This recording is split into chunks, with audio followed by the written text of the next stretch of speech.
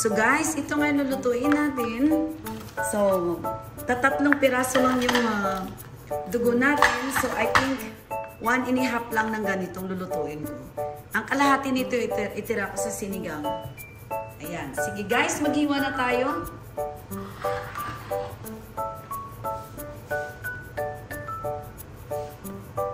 So, ayan guys, magtira tayo ng konti. Wow, napakaganda. Napakaganda ng belly natin. So, ito, itira ko to. So, sigang to or mag-chicken pork adobo ako. Ayan. So, tama na to guys. Ito. Tingnan nyo, napakaganda ng belly. Guys, bakit belly ang napili kong dinuguan? Kasi malinamnam po ito. Ayan.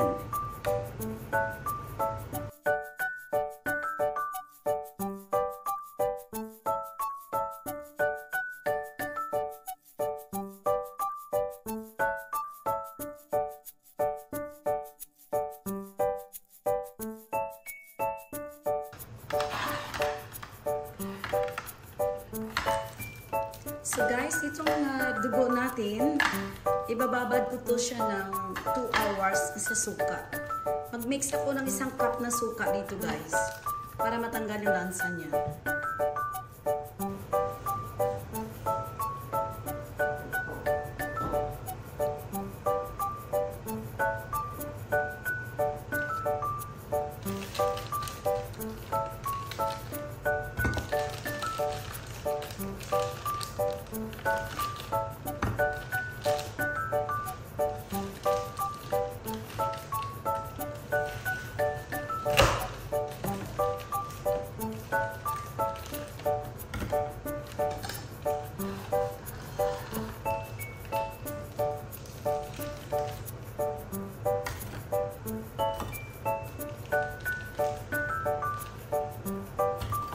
So guys, ito na po yung dugo natin.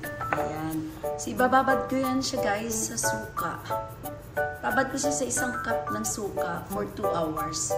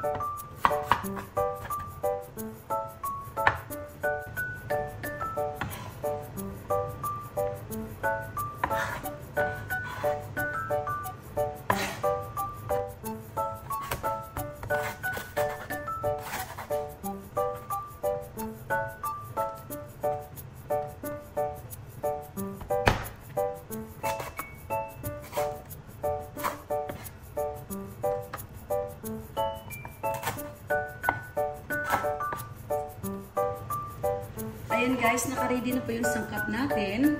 Ito, napansin nyo ba't maraming luya? Kasi ito po ang makakatanggal ng langsa ng karne natin. At saka meron tayong bawang, meron tayong tanglad, at saka ito hindi talaga ito nawawala sa akin, bay leaves. Hindi ito nawawala sa akin yung bay leaves na to. At saka meron tayong sibuyas. So, ito yung ano natin, yung dugo natin, nakababad. Nakababad siya guys sa 1 cup na vinegar. So, hintayin ko hanggang matunaw yung ice dyan. Kasi yung dugo natin is frozen.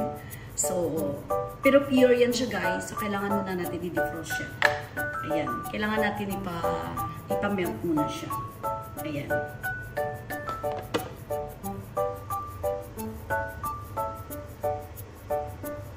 By the way guys, hindi ko siya muna igigisahin.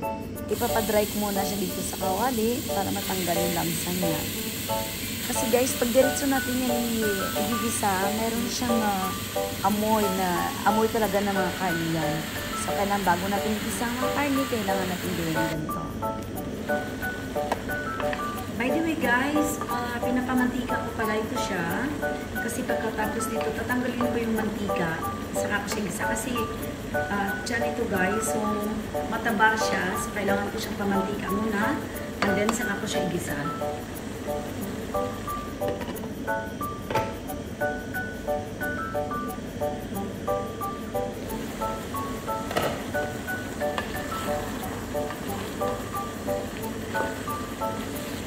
Ayan guys, medyo nalaga siya sa sarili niyang katas.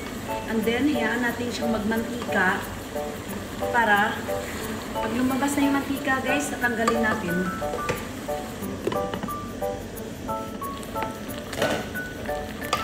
Ayan na guys, magmamantika na siya.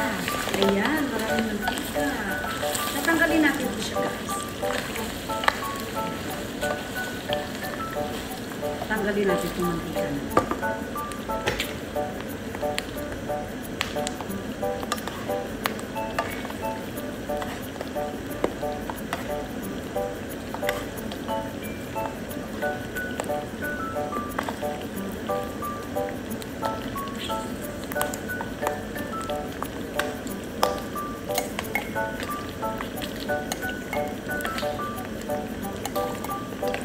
Ayan, pagkatanggal natin yung mantika guys, ayan, saka natin igisa. Ayan. So, tirahan natin ng konti. So, tingnan nyo guys, ang daming mantika. So, tanggalin natin yun. Tanggalin pa natin. Ayan. Ayan. So, may konti pa siyang natira. So, tapos guys, dito natin igisa. Dito tayo mag-igisa. Ayan.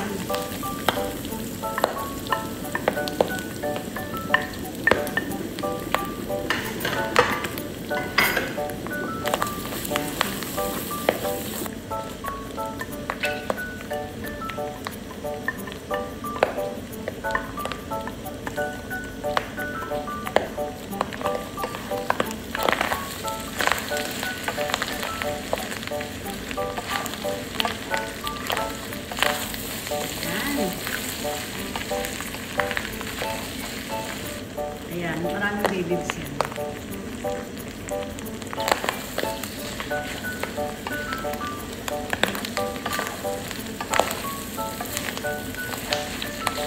Ayan.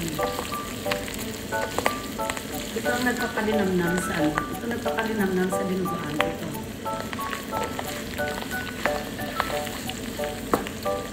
So, lagyan natin ng tubig guys para malaga natin siya.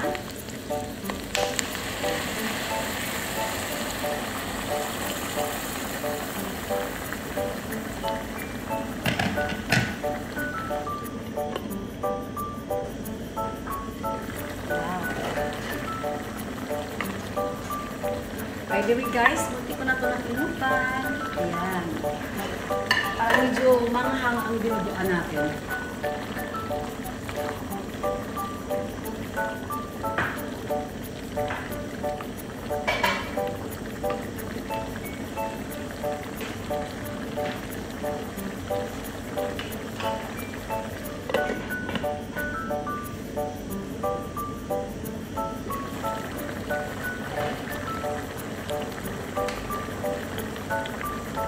Magtitimpla na ako guys. So,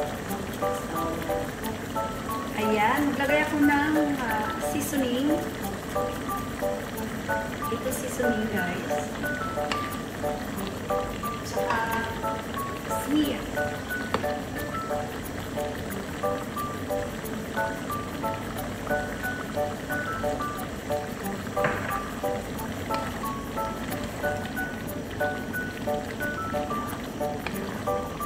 So, sure ako na malambot na ito guys. Napaka-colorful ng dinuguan natin.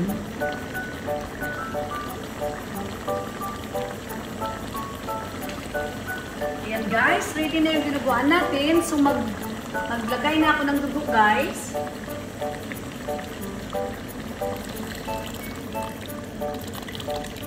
So hindi ko siya uubusin. Tansyahin ko muna kung kailangan niya pa ba o dadagdagan natin.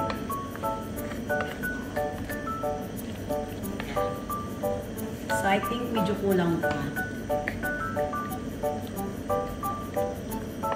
Ayan. So dagdagan ko siya ng konti. Pero hindi ko siya uubusin guys kasi medyo malapot na siya. So konti na lang. Ayun. So tama na yan siya.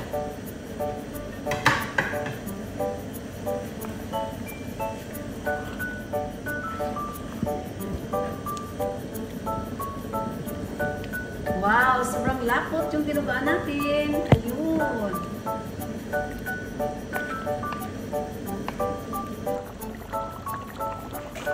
Ayan. Ready na ang dinuguan natin, guys.